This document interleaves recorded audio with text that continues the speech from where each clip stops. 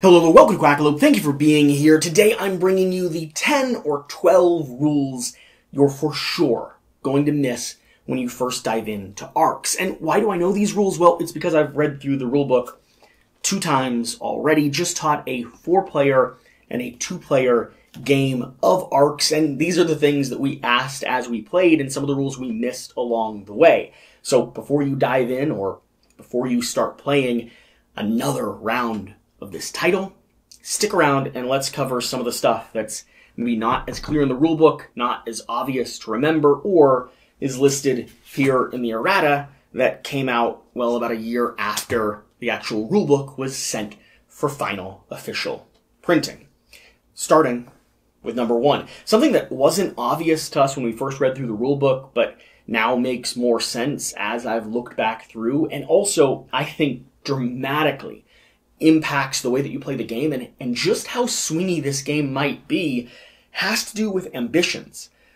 Read through that rulebook one more time. I wish they had a graphic example of it, and maybe I just missed it, but ambitions can go on the same location, and if you score for them, you will score all of the first player points and all of the second player points for every token there. Ambitions, of course, are how we're scoring in the game, and if I've played a card that's allowed me to trigger, let's say, the Tycoon Ambition, I move down the top number, 5, the biggest number, into that location.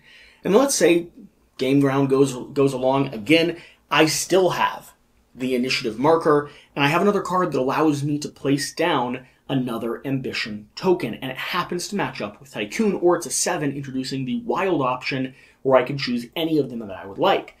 If I'm secure in Tycoon, if I'm pretty confident that I'm going to be able to score it, I can shift this 4 right down here next to that 5, making that a 9-point swing if I happen to win it in first place. And second place would have a 5-point swing. On top of that, if my cities are out, we're talking about a 14-point. Half of the victory points needed to win a 2-player game could be achieved just by putting out ambitions on the same single location. In our games, we didn't have that happen at all. In fact, it wasn't even a rule that I was clear on until reviewing the rulebook for the second time and double-checking and reading through the errata to get more clarity on how this actually works.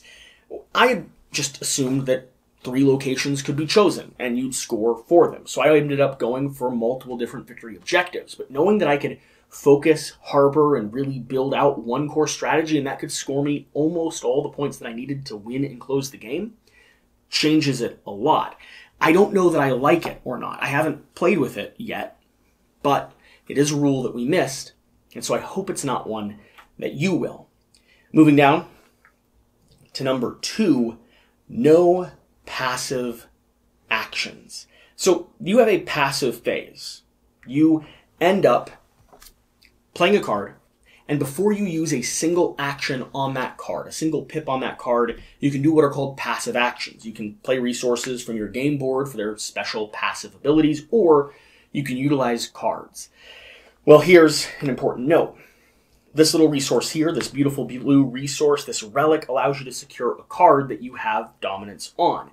If you do that, and that card happens to have a passive action on it, you cannot utilize it this round. So if you've acquired passive actions in the course of your passive action turn, those new passive actions are stalled out. They cannot be used. However, in-game actions, modifiers, and abilities that you've acquired during that passive action phase absolutely can be.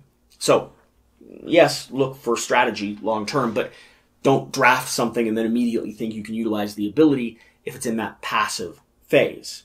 Number 2, build and tax. Now, you have 2 different types of buildings here on the board. We have our lovely little space docks, and we have our cities.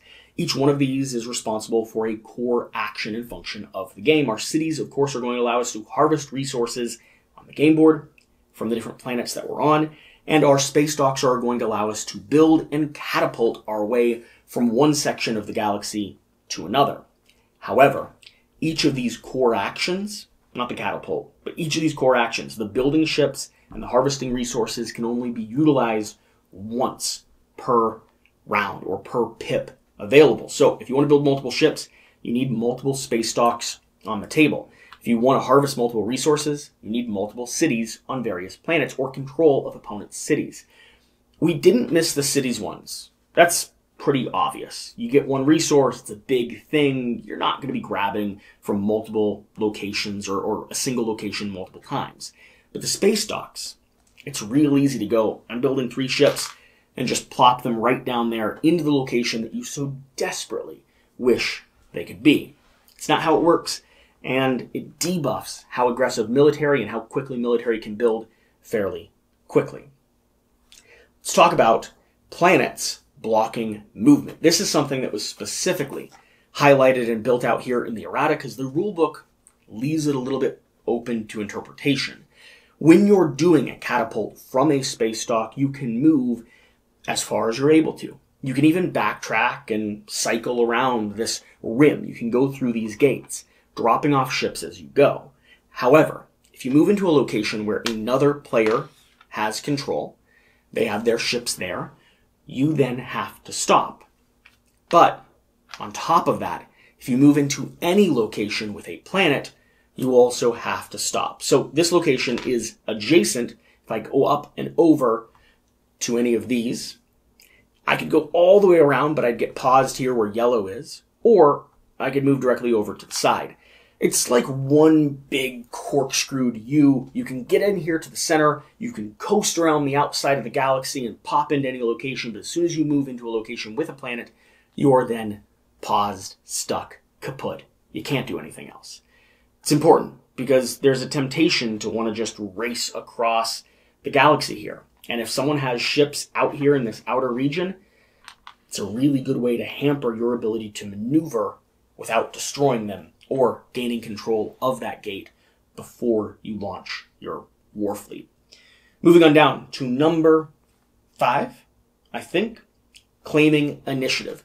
Something that we utilized a lot in our 2-player game, but almost not at all in our 4-player game, is the way that initiative can cycle around the game board.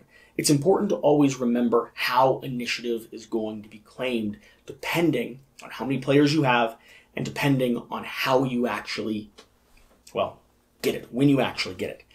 If initiative is claimed during the course of play, meaning there's still cards in your hand, there's still rounds being taken, whether it's from cards or from playing down, 2 cards, one of them face up or face down, and the other one face down, giving you no additional pips, no additional actions, you will claim initiative. Comes over to your board and gets laid on its side. No one else can reclaim that initiative from that point on. You are sacrificing a card to do so, but sometimes it could be worth it. If you're driving a specific ambition and looking for specific scoring goals, that might be a worthwhile trade-off. And in 2-player, we found that it was necessary at times in order for initiative to even come over onto our side of the playing field. On top of that, if you're playing in a 4-player game and you have a 7 to play that matches the lead suit, you will also automatically grab and keep initiative. From that point on, it can't be stolen again. And you have to do that. It's not an option. 7 will always grab it in the midst of play. And then finally, if no one has taken actions that specifically grab and take initiative, it's still open for play. If someone played a card matching the suit, whoever played the highest matching the suit, matching the lead card, will gain initiative. And if no one played a card matching the suit, they're all either diverting, or I forget the actual name of that action, they're all either pivoting or copying. Different color face up, any color face down, 1 pip each. Then first player initiative will stay with whoever had it to begin with. Moving on down. 2, dice choice being varied. If I'm in a battle, say I'm battling over here in this zone, I'm going to be blue against yellow.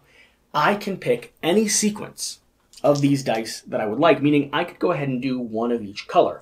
Our aggressive red dice with lots of bullets being fired, but a lot of risk coming back to me. Our lovely orange dice with the opportunity to steal cards and resources from other players. And our blue dice that are safe, sound, and equivalent to flipping a coin, a 50-50 chance for victory. I could choose any orientation, any mixture of these. The only limitation is having 6 of 1 color. Now, on top of that, I can't choose these raid dice unless I'm attacking in a location where there's a defending building, a spaceport, or a city. So out here in the rim, my maximum amount of dice would be 12.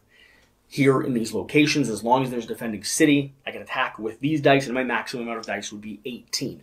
Yes, it's a lot of dice, but you can mix and match however you want, meaning the variability and the odds that you decide for yourself really are up to you. If you want to run the numbers and run the math and figure out what is likely going to guarantee you a few hits without risking too much, do that. I'm not a calculator, but some of your brains probably are. Moving on down, ties cancel down. This is important to remember with scoring, specifically scoring second place. Multiple times in our games, we had two players who were scoring second place, and they were like, great, we're just both going to get 2 points. It's not how it works. If you tie, first player tied drops to second scoring. So if I tie on this 4, the two people that tied will score 2 points each. Or if one location had 2 tokens, the two people that tied would score 4 points each. But then if people scored for second place, it would cancel down to 0. The other way that comes into play is ties here on the game board equal out to nothing. Right now, on this gate, blue controls it. But if I move over here, as long as all the ships are up, if I move over here, we're now tied. 6 total ships, 3 each that are all fresh. This is an uncontrolled region. You can just pass right through it. Zoom on by. Don't worry about it. No one's going to bother you. It's crowded, but it's like an amusement park after a rainy day. Everyone that's there wants to be there, and they all have seasons passes anyways. They're not so angsty. All right, moving on down. Okay, this is a interesting and confusing one. It matters for the operation of play. The way the game actually flows forward. When you take your turn, and the errata goes through this in specific detail, you are going to be taking and playing a card. If you have initiative, you will be declaring a ambition and covering up your number if you decide to do so. After that, you will have a certain number of pips that you could utilize. You then have a passive phase. That passive phase lasts from the moment your card is both face up on the table till you take the first official action from any of the pips that you've received from that card. You could use passive abilities from your different tableau cards, your different recruits. You could use abilities that you have or resources that you have in your game board, in your engine, to move, to attack, to fight, not to attack, but to move, to claim, to go ahead and gain other resources, a whole mixture of things to allow your pips to turn into fighting pips. However, as soon as you take the first action officially from your card, your passive turn is expired and it's over. Here's why this is key. Here's why this is really important. If I'm spending resources from my board in that passive phase, those resources get set outside of play. I cannot, during that passive phase of the game, recollect those resources onto my board. So let's say this is the only relic available. So I put that out, and then maybe I have a Scion, and I want to collect that relic again so that I could claim, secure another card that I have a mark on. Well, here's the issue. This is not an available resource, and there's no more in the market because they're all spread out on other players' boards. I can't use this to collect the same one that I just played. However, after my passive phase is finished, all of the tokens that I've utilized and played return back to the market. So, during my main action phase of the game, I could tax and collect and use core actions to get that same resource back, but I can't do it in the passive phase. It's that little nuance, that little break, that little window, but it matters quite a bit in terms of how quickly and how aggressively you can generate and restore resources onto your game board before other players have a chance to secure them for themselves. Moving on down, building under control. If I have a location, like an open place here on the board, or a port that I'd want to build at, and I build in that location where I do not control the region, but I have the right to build there, I would build a broken building or a broken ship. So for instance, here, where we have blue dominating, blue has control, I have presence in this region, so I could build a spaceport myself here if I wanted to start spawning more ships. However, it would go down on the damaged side. I'm doing it under heavy bombardment. I don't own this space. I'm a rebel fleet. Same thing would be true over on this side if yellow owned this region. So we'll tip some of these blue to the side. We've had a big battle. We spawned more ships. Now blue wants to summon more ships into here. Great. He absolutely can. He can certainly build one ship. However, because yellow is in control of this region, that one ship will come out onto the board damaged. This matters a lot because the difference between fresh and damaged ships applies to whether or not they retaliate, whether or not they're able to intervene when they're being attacked. You have to spend pips in order to refresh them or restore them on the board. They matter for control. You can't build in a region and re-secure just through building because they're going to come out and they're going to be damaged. You'll have to build and then repair them or fight and tear your opponent down until you suddenly have dominance. It's a risky play and not an obvious one if you're not paying attention to it. It's so easy to just grab a ship, put it out, and then go to battle. Moving on down, let's talk about battling. Now, this is where we have a few caveats we have to put in here. I mean, this is a big section. There's a lot of nuanced rules, but we're going to hit the high points right now. If you roll a die and you get any number of these circles, which many of these dice have, that will be one full response. The term for that response is intercept. It is like they have set up a blockade, they are seeing you coming, you're not able to surprise them, and they are firing on you as you're firing on them. If we were fighting this location, yellow has rolled 3 dice, attacking blue, trying to rip them apart. This is what they rolled. Doesn't matter that I rolled 3 of these intercept circles, it'll apply for any amount. Blue will respond. Blue, however, will only respond for the number of fresh ships available. So blue will respond with 2 damage over here to yellow. So I could destroy a ship or tip 2 to the side. Damaged ships are unable to intercept. So that matters a lot when you're defending, and it matters a lot when you're the attacking player and deciding just how risky this attack will be. Sometimes you want to do a blue volley to damage ships first, and then pop in with some of these more aggressive plays because they're not going to be able to intercept you. So if they have 4 or 5 ships over to their side that are damaged, they're not quick enough to get in your way. Only raid at buildings. There has to be a defending building if you want to grab any of these orange raid dice, if you want to steal resources from other players, unless there are no enemy buildings of that color or that type on the board anywhere. And then you assume the resources and the people that they have are floating in their spaceships, so you can rip them apart, jump into their hull, and steal things from them in that case. But if there's any building, whether it's a spaceport or a city, of your enemy's color, you have to fight them there if you want to grab these raid dice and you want to start stealing from their board. Moving on to the next point in battle, you can only raid if you have ships remaining on the table. Let's say I rolled a giant volley. I don't know how to do this example, but something happened where all of my yellow ships had to be killed at the same time that I wiped out most of my opponent's blue ships.